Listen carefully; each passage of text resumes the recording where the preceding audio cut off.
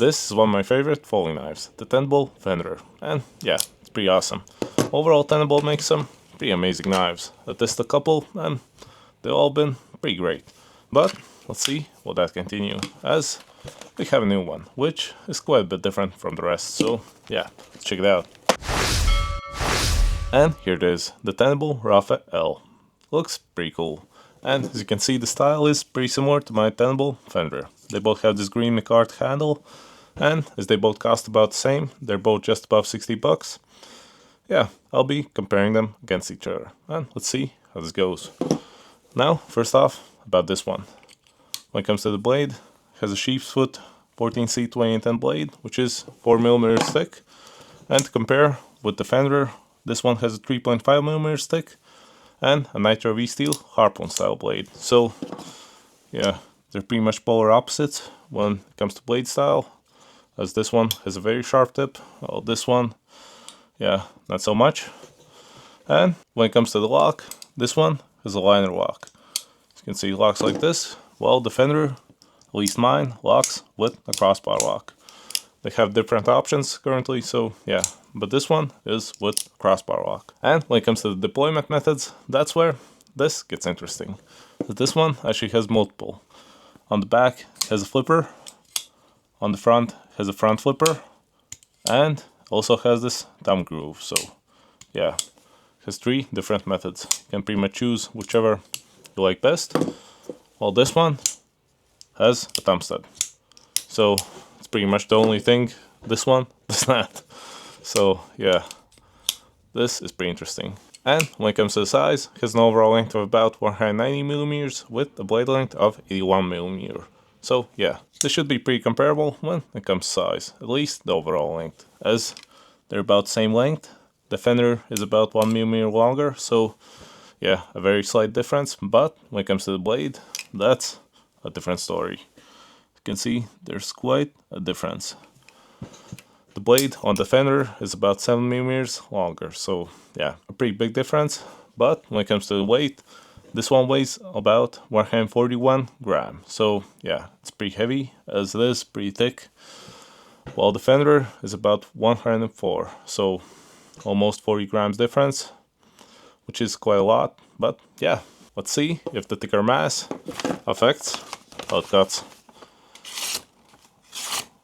And just like all of the other Tenable knives, this one's also sharp straight out the box.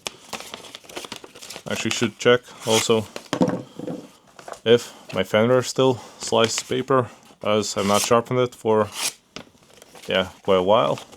I've had it for a couple of months, and yeah, still slices pretty nicely.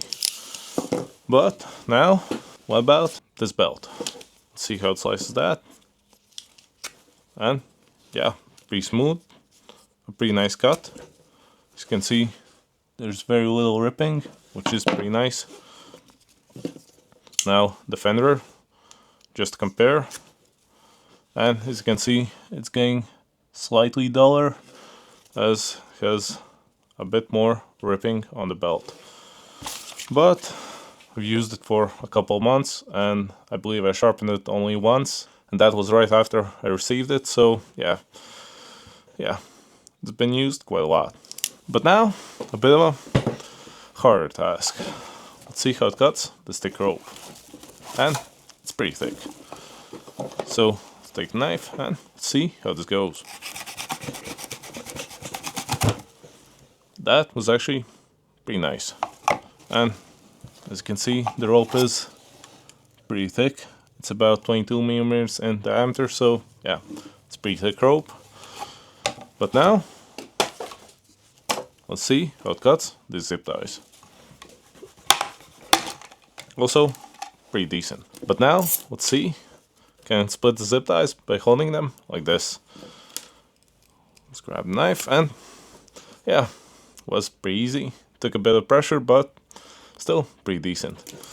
So yeah, cuts fairly nicely. Let's see, are there any movements to the blade? Appears not. Feels very rigid, very sturdy, which is quite nice. So now we need to test how it fits in your pants. This is fairly thick. Let's see how this goes. The pocket clip can be reversed to our side, so it's pretty nice. But now, let's put it in, and yeah, as you can see, it's a deep carry pocket clip, so you can barely see the knife, but it does pop out a bit. It gives this clunk, as this fairly thick. And to compare how it holds, let's also put the Fenrir in. I'm pretty sure they have the same pocket clip, at least they look the same. But as this lighter, it'll probably hold better. So, let's see.